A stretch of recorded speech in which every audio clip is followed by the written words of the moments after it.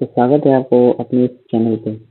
तो आज हम लोग क्लास 10th का बिहार बोर्ड का यानी साइंस का पूरा मिक्स देखेंगे, यानी फिजिक्स हो गया, केमिस्ट्री हो गया, बायो हो गया।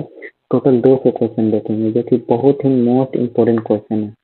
तो एग्जाम के पॉइंट ऑफ व्यू से बनाया गया सारा क्वेश्चन है। आप लोग शुरू से अंत तक जुड़े रहिएगा और सारा क्वेश्चन को देखिएगा, ठीक है। चलिए हम लोग स्टार्ट करते हैं बिना किसी टाइम को वेस्ट किए हुए। तो जैसे कि हम लोग का पहला क्वेश्चन दिया हुआ है। पहला क्वेश्चन हम लोग का यहाँ पे दिख रहा होगा, फिजिक्स का क्वेश्चन होगा 1 से लेकर 70 तक दिया हुआ है। इसमें शुरू से लेकर देखते हैं पहला क्वेश्चन दिया हुआ है कि बल की एसआई इकाई क्या है। बल की एसआई इकाई या बल का एसआई मात्रक क्या होता है? न्यूटन होता है। क्या होता है?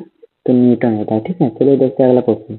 अगला क्वेश्चन है काज का सूत्र या काज का जैसे कि परिभाषा के अनुसार से हम लोग जानते हैं कि काज बराबर होता है बल गुना विस्थापन। यानी कि हम जब भी किसी वस्तु पर बल लगाते हैं तो बल लगाने के दौरान वो वस्तु को दूरी तय करती है, यानी दूरी को हम लोग विस्थापन को हम लोग दूरी भी बोल सकते हैं। तो इस प्रकार से काज बराबर होता है बल गुना विस्थापन। क्या होता है? काज बराबर क्या होता है? बल गुना विस्थापन होता है, ठीक है। अगला क्वेश्चन है कि काज की एसआई इकाई क्या है। तो काज का एसआई मात्रक होता है जूल। क्या होता है? जूल होता है, ठीक है। चलिए देखते हैं अगला क्वेश्चन हम लोग। अगला क्वेश्चन है हम लोग का शक्ति। तो शक्ति का एसआई मात्रक, शक्ति का एसआई मात्रक, तो शक्ति का एसआई मात्रक या एसआई इकाई क्या होता है? तो शक्ति को हम लोग वाट में मापते हैं, इसलिए शक्ति का एसआई मात्रक होता है वाट, ठीक है। अगला क्वेश्चन है कि 1 किलो वाट बराबर कितना वाट होता है? तो 1000 वाट होता है। कितना होता है? 1000 वाट होता है, ठीक है। अगला क्वेश्चन है गति की एसआई इकाई। गति की एसआई इकाई, तो गति का एसआई इकाई होता है मीटर प्रति सेकंड। क्या होता है? मीटर प्रति सेकंड। अरे गति को हम लोग चाल बोलते हैं, तो चाल बराबर जिसे हम लोग जानते हैं कि क्या होता है? दूरी बटा समय। दूरी को मीटर में, समय को सेकंड में, इसलिए मीटर प्रति सेकंड। रट्टा नहीं मारना है, समझना है, ठीक है। चलिए अगला क्वेश्चन देखते हैं हम लोग। 7वां नंबर क्वेश्चन देखते हैं। 7वां नंबर क्वेश्चन है हम लोग का कि त्वरण की एसआई इकाई, त्वरण की एसआई इकाई या एसआई मात्रक सब एक ही है। क्या होता है? मीटर प्रति सेकंड। क्या होता है? मीटर प्रति सेकंड। मीटर प्रति सेकंड स्क्वायर। मीटर प्रति सेकंड स्क्वायर होता है। क्या होता है? मीटर प्रति सेकंड स्क्वायर होता है, ठीक है। अगला क्वेश्चन है हम लोग का कि गुरुत्वीय त्वरण मतलब जी का मान पूछ रहा है। गुरुत्वीय त्वरण का मान कितना होता है? तो 9.8 मीटर प्रति सेकंड स्क्वायर। बहुत इंपॉर्टेंट क्वेश्चन है, पूछेगा जी, याद रखिए। गुरुत्वीय त्वरण यानी कि छोटी जी का मान क्या होता है? 9.8 मीटर प्रति सेकंड स्क्वायर, ठीक है। अगला क्वेश्चन है हम लोग का कि द्रव्यमान की एसआई इकाई क्या है। द्रव्यमान की एसआई इकाई होता है केजी में। क्या होता है? केजी में हम लोग द्रव्यमान को मापते हैं, ठीक है। चलिए देखते हैं अगला क्वेश्चन। क्वेश्चन नंबर 10वां देखते हैं। क्वेश्चन नंबर 10 में क्या दिया हुआ है कि भार किस पर निर्भर करता है। भार किस पर निर्भर करता है? तो भार जो है गुरुत्वीय बल पर निर्भर करता है। किस पर करता है? तो भार जो है गुरुत्वीय बल पर निर्भर करता है, ठीक है। अगला क्वेश्चन है हम लोग का, देखिए यहाँ पे जो है ना, यानी नंबर देना मतलब मिस हो गया यहाँ पे कि घर्षण बल क्या है, ठीक है। यहाँ पे नंबर नहीं दिया हुआ, यहाँ पे कर लीजिएगा, ठीक है। यहाँ पे क्वेश्चन हो जाएगा ये, ठीक है। गुरुत्वीय बल क्या है? तो गुरुत्वीय बल जो है गति का विरोध करने वाला बल है। क्या है? घर्षण बल जो है गति का विरोध करने वाला बल को हम लोग घर्षण बल कहते हैं, ठीक है। अगला नंबर देखते हैं, क्वेश्चन नंबर 11। दाब का सूत्र क्या होता है? दाब को जिसको बोलते हैं हम लोग प्रेशर। तो दाब बराबर होता है हम लोग बल बटा क्षेत्रफल। क्या होता है? दाब यानी कि प्रति एकांक क्षेत्रफल पर लगने वाला बल को हम लोग क्या कहते हैं? दाब कहते हैं। परिभाषा जैसे पता है आप लोग को कि प्रति एकांक क्षेत्रफल, एकांक मतलब क्षेत्रफल, एरिया मतलब नीचे रहता है, बल ऊपर में रहता है, यानी कि प्रति एकांक क्षेत्रफल पर लगने वाला बल को हम लोग दाब कहते हैं। यहाँ से डिफिनेशन भी हम लोग लिख सकते हैं कि दाब क्या है, ठीक है। तो इस प्रकार से दाब बराबर हम बोल सकते हैं बल बटा क्षेत्रफल, बल बटा में क्षेत्रफल, ठीक है। चलिए देखते हैं अगला क्वेश्चन। अगला क्वेश्चन यानी 12वां नंबर देखते हैं हम लोग। तो दाब का एसआई मात्रक या एसआई इकाई। तो दाब को इसे पता है कि बहुत बड़े क्वेश्चन है, दाब को पास्कल में मापते हैं। एसआई मात्रक क्या होता है? पास्कल होता है, ठीक है। दाब का क्या होता है? पास्कल होता है। अगला क्वेश्चन है उत्प्लावन बल किससे संबंधित है। उत्प्लावन बल किससे संबंधित है? तो चलिए देखते हैं हम लोग आंसर क्या है इसका। तो उत्प्लावन बल जो है द्रव से संबंधित है। किससे संबंधित है? द्रव से संबंधित है, ठीक है। उत्प्लावन जो बल है द्रव्य से संबंधित है। अगला क्वेश्चन है कि आर्किमिडीज सिद्धांत जो है किससे संबंधित है? तो उत्प्लावन बल से संबंधित है। किससे संबंधित है? उत्प्लावन बल से संबंधित है। आर्किमिडीज का सिद्धांत किससे संबंधित है? उत्प्लावन बल से संबंधित है। ठीक है, चलिए देखते हैं अगला क्वेश्चन।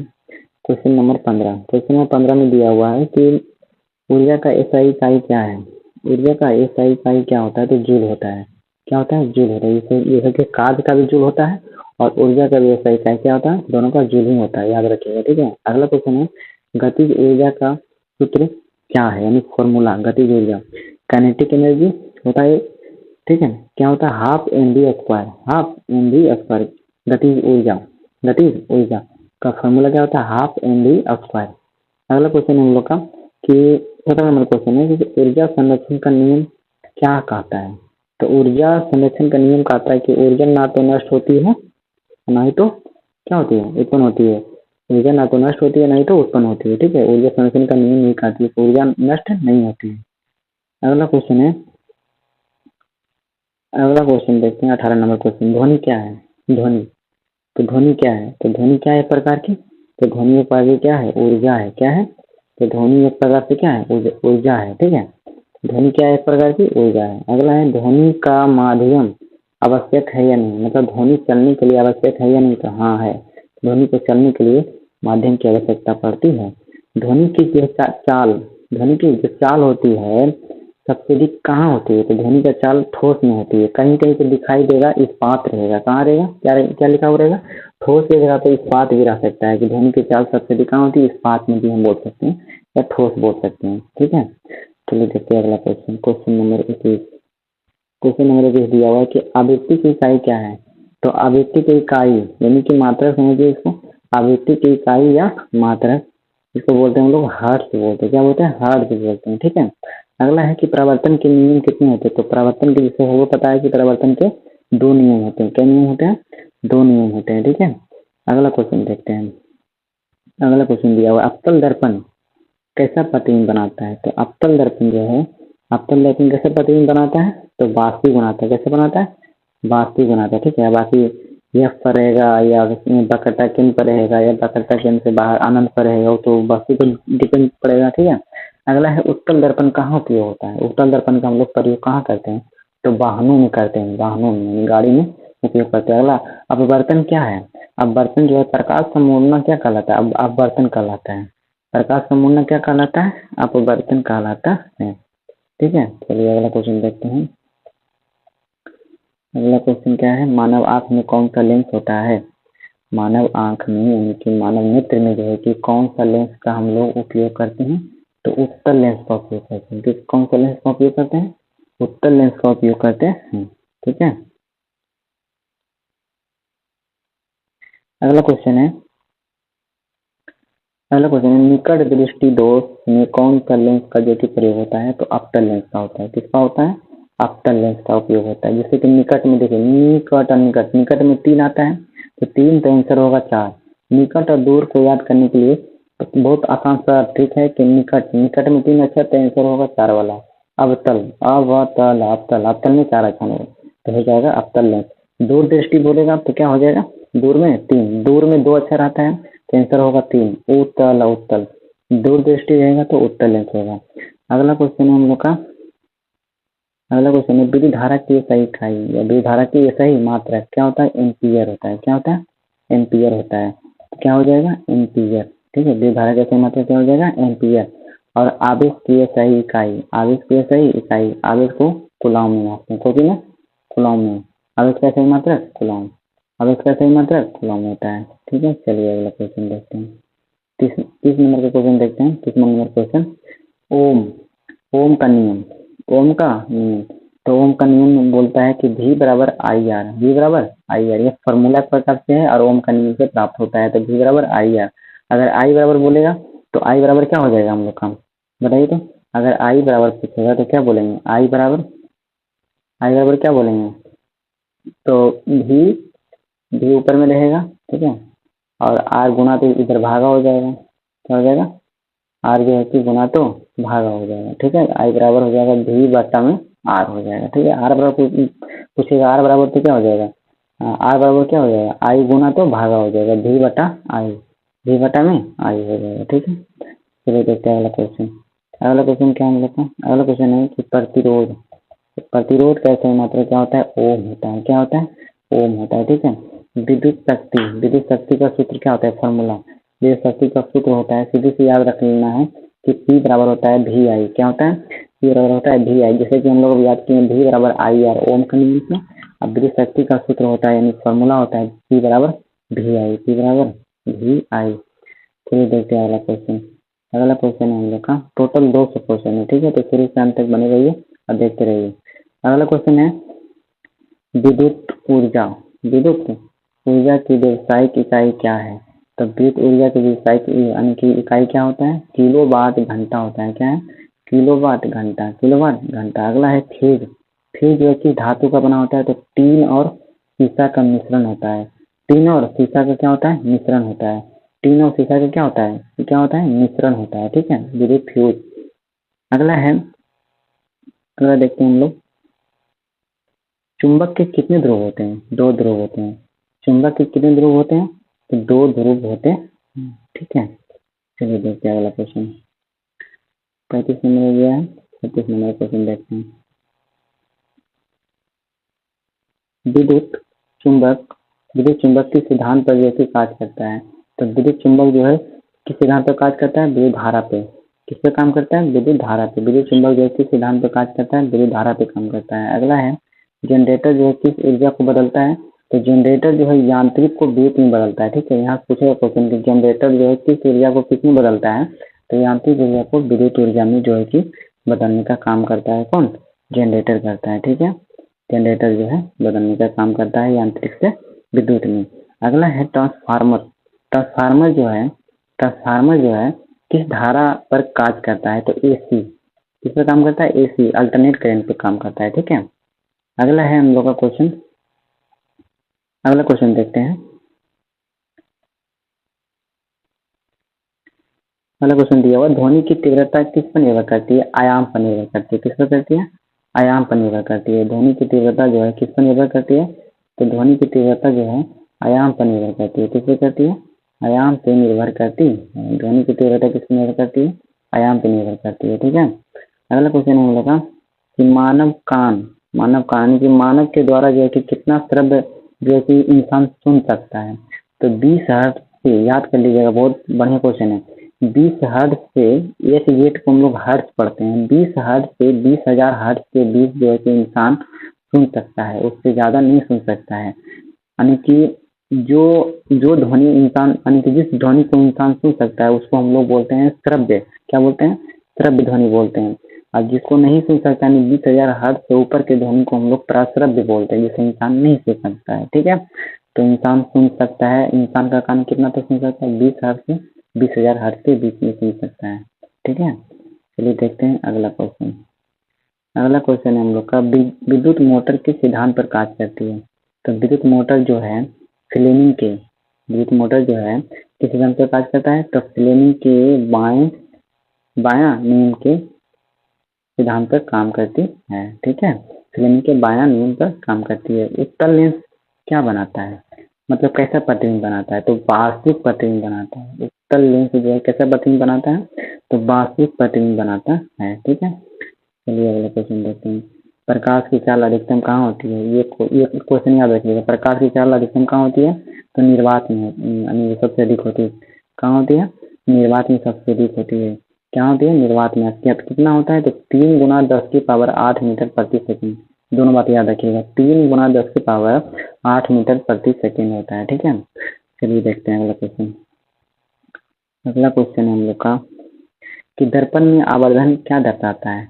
तो दर्पण में जो है कि आवर्धन, दर्पण में आवर्धन जो है कि क्या दर्शाता है? तो दर्पण में आवर्धन जो है प्रतिबिंब का आकार को दर्शाता है। प्रतिबिंब कितना बड़ा या छोटा बना है वही आवर्धन को दर्शाता है। शक्ति का सूत्र क्या है? शक्ति का सूत्र होता है कार्य बटा समय।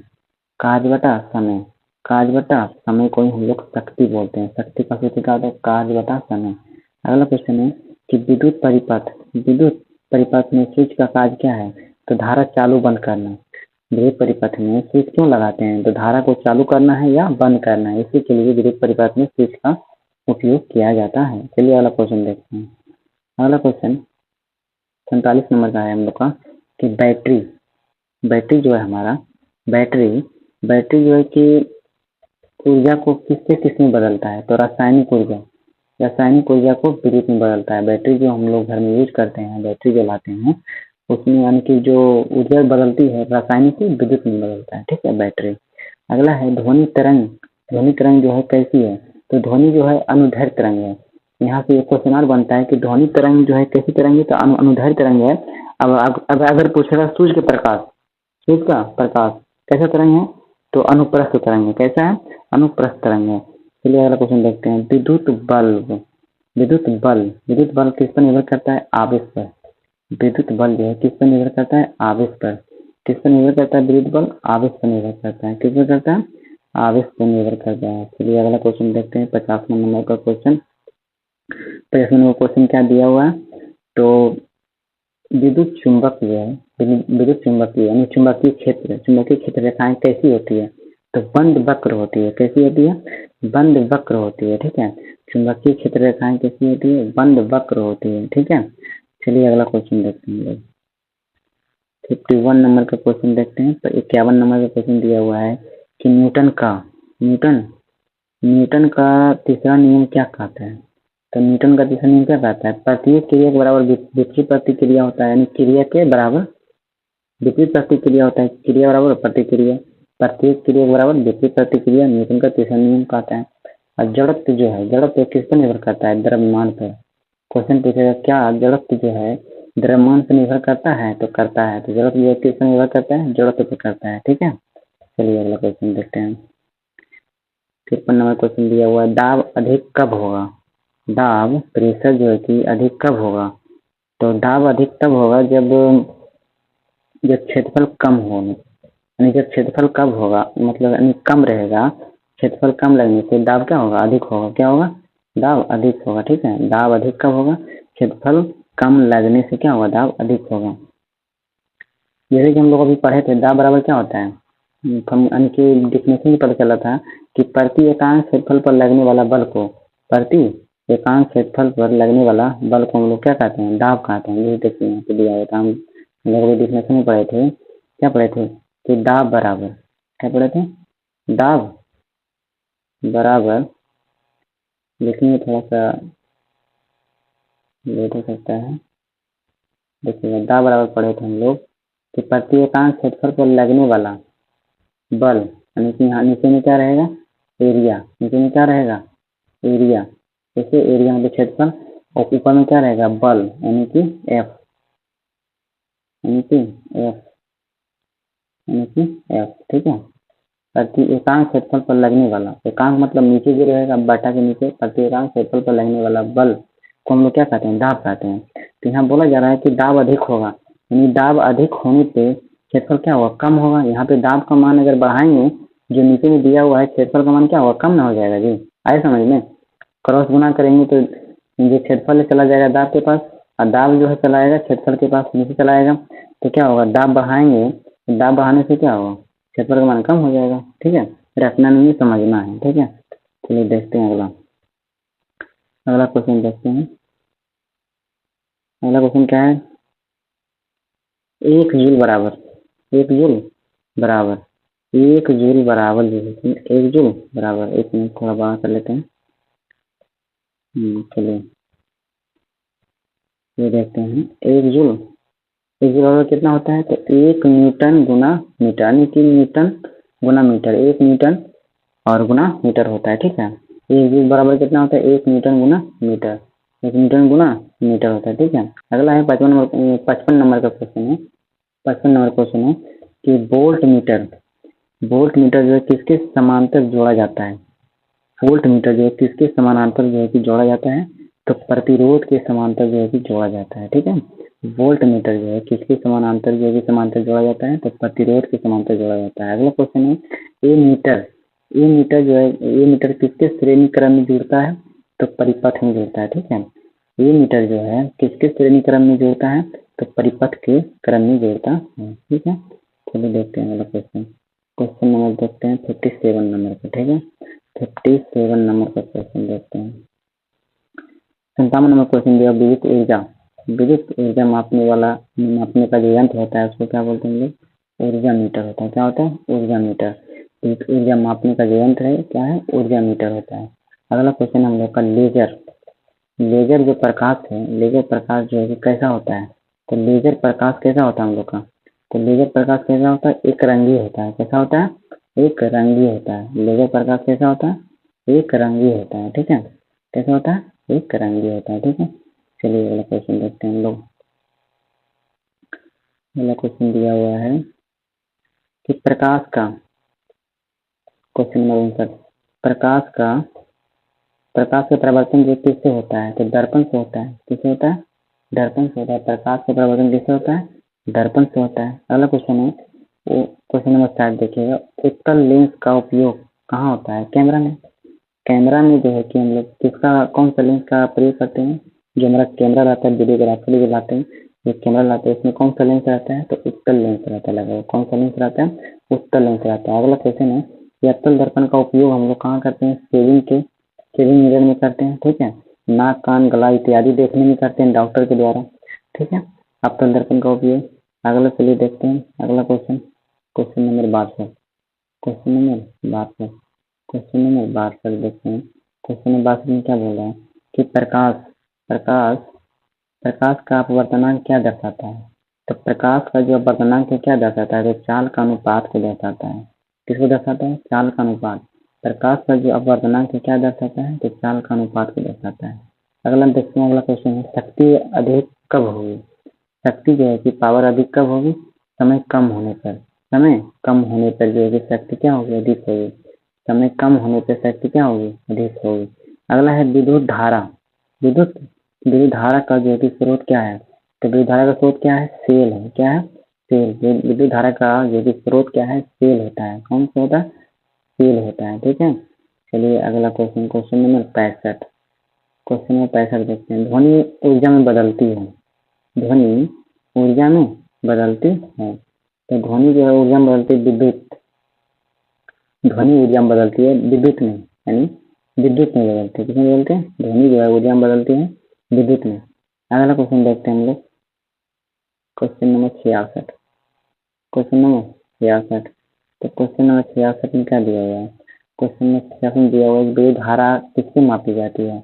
सबको पता है कि विद्युत धारा जो है कि एमीटर से मापी जाती है। विद्युत धारा किससे मापी जाती है? एमीटर से मापी जाती है। एमीटर से मापी जाती है। प्रतिरोध बढ़ेगा जब, प्रतिरोध बढ़ेगा जब तार लंबा होगा, यानी तार की लंबाई क्या होगी? बढ़ेगी। तार की लंबाई बढ़ेगी तो प्रतिरोध भी क्या होगा? बढ़ेगा।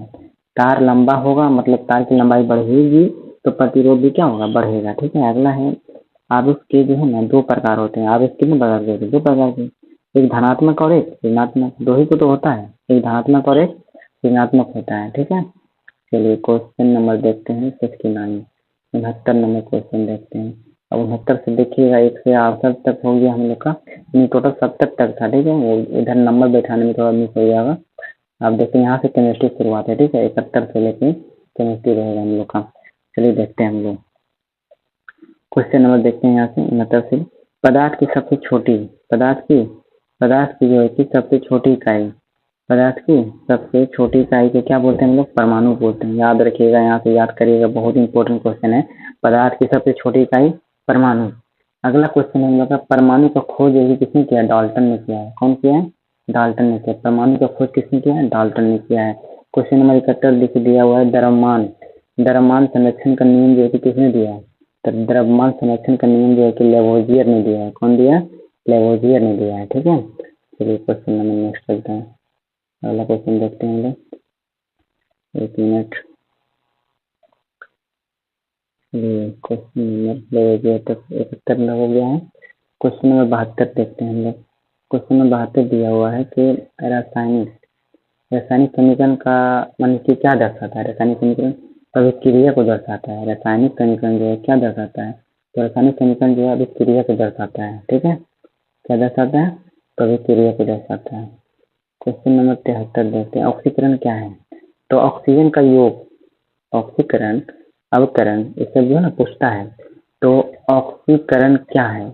तो ऑक्सीकरण जो है ना ऑक्सीजन का क्या होता है? योग होता है। क्या होता है? ऑक्सीकरण में जो है कि ऑक्सीजन जुड़ता है, ठीक है, ऑक्सीजन क्या होता है, जुड़ता है, यानी ऑक्सीकरण क्या है, तो ऑक्सीजन का योग है, ऑक्सीजन जुड़ता है। अपचयन, अपचयन क्या है, तो ऑक्सीजन का हटना, ऑक्सीजन का हटना अपचयन कहलाएगा, और ऑक्सीजन का जुटना ऑक्सीकरण कहलाएगा। क्वेश्चन आएगा ऑब्जेक्टिव में तो डायरेक्ट ऐसे पूछेगा कि ऑक्सीकरण का जुड़ना क्या कहलाएगा, तो जुड़ेगा मतलब योग मतलब जुड़ना, हटना मतलब ऑक्सीजन हट गया तो अपचयन, जुड़ गया तो ऑक्सीकरण, ठीक है, याद रखिएगा। अम्ल का स्वाद क्या होता है, सबको पता है कि खट्टा होता है, ठीक है। अब पूछेगा क्षार का तो क्या होता है, क्या होता है, कड़वा होता है, कड़वाहट होता है, ठीक है। अगला देखते हैं 76 नंबर क्वेश्चन। देखिए इस बार क्षार का भी दिया हुआ है, चलिए देखते हैं। क्षार पीएच मान पूछेगा, सब कुछ दिया हुआ है इसमें, ठीक है। आगे देखते चलिए, सारा क्वेश्चन इसमें दिया हुआ है। क्षार का स्वाद कैसा होता है, तो कड़वा होता है, नहीं कड़वाहट होता है, ठीक है। अगला क्वेश्चन है पीएच स्केल का जो सीमा, यानी पीएच जो हम लोग मान पढ़ते हैं, पीएच मतलब पीएच का जो वैल्यू होता है ना, 0 से शुरुआत होता है, ठीक है, 0 से लेकर टोटल कितना तक जाता है, 14 तक जाता है, ठीक है, 14 तक जाता है, ठीक है। इसको ना 2 भाग में बांटा जाता है, कितना भाग में, 2 भाग में, 0 से लेकर 7 तक और 7 से लेकर 14 तक। तो 0 से लेकर 7 तक, जैसे कि हम लोग पढ़ते हैं कि अम्ल का मान जो है कि 7 से नीचे ही आता है, 7 से ऊपर गया तो क्षार हो गया, 7 से नीचे रहेगा तो क्या हो जाएगा, क्षार, क्या हो जाएगा जी, अम्ल हो जाएगा, और 7 से ऊपर जाएगा तो क्या हो जाएगा, क्षार हो जाएगा। और अगर 7 रहेगा तो जिस किसी का अम्ल के मान यानी 7 रहेगा पीएच मान तो क्या हो जाएगा, उदासीन रहता है, ये ना पढ़े हम लोग। तो पीएच स्केल का सीमा क्या होता है, 0 से लेके 14 तक होता है, ठीक है। मजबूत अम्ल का पीएच मान क्या होता है, कम होता है, क्या होता है, कोई भी अगर एसिड, एसिड मतलब अम्ल, अगर किसी भी एसिड का जो है कि पीएच मान यानी कि क्या होगा, कम होगा, क्या होगा, कम होगा, किसी भी अम्ल का पीएच मान क्या होगा, कम होगा। अम्ल मतलब 7 से कम रहेगा ना, 7 से ज्यादा रहेगा तो क्या हो जाएगा, वो क्षार हो जाएगा ना, 7 रहेगा तो क्या होगा, उदासीन हो जाएगा, कहने का मतलब ये हुआ, ठीक है। पीएच मान क्या होता है, 7 से कम ही आता है, ठीक है। चलिए अगला क्वेश्चन देखते हैं, क्वेश्चन नंबर 79 देखते हैं। नमक, नमक, ठीक है, नमक फॉर्मूला क्या होता है, NaCl, सोडियम क्लोराइड। नमक क्या है, तो अम्ल प्लस क्षार के मिश्रण को हम लोग क्या बोलते हैं, क्या बोलते हैं, नमक बोलते हैं, अम्ल प्लस क्षार NaCl। ऐसे नमक बोला जाए तो सोडियम क्लोराइड, ठीक है। धातु क्या है, धातु, धातु क्या होती है, धातु क्या होती है, तो देखते हैं धातु क्या होती है। तो धातु चमकीली होती है, धातु क्या होती है, चमकीली होती है, धातु क्या होती है, चमकीली होती है। तो अधातु क्या होती है, तो चमकीली नहीं होती है। अधातु का उदाहरण क्या हो गया, अधातु गंधक बोलेगा, किसका उदाहरण है, धातु है या अधातु है, तो गंधक जो हम लोग का क्या है, अधातु है, गंधक क्या है, अधातु का उदाहरण है, ठीक है, इसमें एक चमकता नहीं है, ठीक। चलिए अगला क्वेश्चन देखते हैं, क्वेश्चन नंबर है हम लोग का 82, 82 नंबर के क्वेश्चन के लिए देखें। सबसे हल्की धातु पूछेगा, ये क्वेश्चन पूछा हुआ ये है, देख लीजिएगा प्रीवियस ईयर। सबसे हल्की धातु कौन सी, लिथियम है, क्या है, लिथियम है। कौन सी धातु है जिससे हम लोग चाकू से काट सकते हैं, तो सोडियम धातु है, कौन सी है, सोडियम धातु है, ठीक है। अगला है जंग लगना क्या है, एक संक्षारण की क्रिया कहलाती है, ठीक है। जंग लगना, लोहे पर जंग लगने पे जो है कि क्या कहलाती है, संक्षारण बोलते हैं, क्या कहते हैं, संक्षारण बोलते हैं। जंग लगने के बाद जो है कि लोहा क्या होता है, संक्षारण होती है, धीरे धीरे यानी कि मतलब खोखला हो जाता है, ठीक है, संक्षारण उसी को बोलते हैं हम लोग, जंग लगना। अगला है जंग लगने के लिए आवश्यक क्या क्या है, मतलब चाहिए जंग लगने के लिए, तो जंग लगने के लिए क्या चाहिए, हवा और नमी, हवा या नमी चाहिए, ठीक है, हवा और नमी चाहिए। चलिए अगला क्वेश्चन देखते हैं हम लोग, अगला क्वेश्चन 85 नंबर। मिश्र धातु क्या है, तो धातुओं का मिश्रण होता है, क्या होता है, मिश्र धातु, मिश्र धातु क्या है, तो मिश्र धातु जो है धातुओं का मिश्रण होता है। यहाँ तो लिखा मिश्र मतलब मिश्रण, धातु मतलब धातु, धातुओं का ही मिश्रण होता है, उसी को हम लोग बोलते हैं मिश्र धातु। अस्टील, अस्टील, अस्टील क्या है, मिश्र धातु है, अस्टील क्या है, इन लोगों का मिश्र धातु है, अस्टील क्या है, मिश्र धातु है। कार्बन की संयोजकता क्या है, तो कार्बन की संयोजकता क्या होती है, 4 होती है। 4 कैसे हुआ पता चला, तो कार्बन का परमाणु संख्या कितना होता है, 6 होता है ना, तो इसको हम लोग क्या 2,4 लिख सकते हैं। 2 पहला वैलेंसी 2 हो गया, 2,4, 2,4 जो लास्ट में बचता है वही इसी को बोलते हैं संयोजकता, क्या बोलते हैं, संयोजकता बोलते हैं, ठीक है। चलिए अगला देखते हैं, क्वेश्चन नंबर 88। समाव्ययता किसमें पाई जाती है, समाव्ययता किसमें पाई जाती है, समाव्ययता जो है कि किसमें पाई जाती है? क्वेश्चन नंबर टोटल जो है कि 200 क्वेश्चन है, लेकिन आज 200 तक नहीं हो पाएगा, लेकिन 100 तक पूरा हो जाएगा। उसके बाद 100 क्वेश्चन नेक्स्ट वीडियो में डाल दिया जाएगा। समाव्ययता किसमें पाई जाती है? तो समाव्ययता जो है कि कार्मिक यौगिक है। क्या है? समाव्ययता किसमें पाई जाती है? कार्मिक यौगिक में पाई जाती है। समाव्ययता जो किसमें पाई जाती है? कार्मिक यौगिक में पाई जाती है। एथेनॉल का सूत्र क्या होता है? तो एथेनॉल का जो सूत्र होता है C2H5OH। यहाँ से क्वेश्चन पूछ सकता है कि मेथेनॉल का क्या हो सकता है? तो CH3OH होता है। ठीक है, याद रखिएगा एथेनॉल का C2H5OH। ठीक है, चलिए अगला क्वेश्चन, क्वेश्चन नंबर 90। साबुन क्या है? साबुन क्या है? साबुन क्या है? साबुन जो है फैटी अम्ल का लवण है। साबुन क्या है? फैटी अम्ल का क्या है? लवण है। ठीक है, अगला क्वेश्चन है डिटर्जेंट क्या है? तो डिटर्जेंट क्या है? कृत्रिम साबुन है। क्या है? डिटर्जेंट को कृत्रिम, कृत्रिम मतलब खुद से बनाया हुआ है, ये कृत्रिम साबुन है। डिटर्जेंट क्या है? कृत्रिम साबुन है। धातु, धातु विद्युत की कैसी चालक होती है? तो अच्छी चालक होती है। क्या होती है? ठीक है, अच्छी चालक होती है। ठीक है, आगे देखते हैं क्वेश्चन नंबर 93। क्वेश्चन नंबर 93, चलिए हाइड्रोजन का परमाणु क्रमांक। तो हाइड्रोजन का कितना होता है? 1 होता है, सबको पता है कि हाइड्रोजन का परमाणु क्रमांक कितना होता है? 1 होता है। ठीक है, ऑक्सीजन का पूछेगा तो ऑक्सीजन का पता नहीं होगा, ऑक्सीजन कितना होता है? 8 होता है। अगला है जस्ता का प्रतीक क्या होता है? बोलिए जस्ता का बताइए क्या होता है, बताइए। जैसा इसको जिंक बोलते हैं हम लोग, इतना पता होना चाहिए ना। जस्ता का जिंक यानी Zn। ठीक है, जस्ता का। अगला है NaCl। NaCl बताए थे अभी जस्ट। NaCl सामान्य नमक या नमक इसको बोल सकते हैं हम लोग। ठीक है, सामान्य नमक या नमक भी बोल सकते हैं। ठीक है, अगला हम लोग जो नमक खाते हैं वही नमक NaCl। बेकिंग सोडा का सूत्र, बेकिंग सोडा का सूत्र क्या होता है? NaCO3। इसको हम लोग सोडियम बाइकार्बोनेट भी बोल सकते हैं, सोडियम बाइकार्बोनेट भी बोल सकते हैं बेकिंग सोडा का।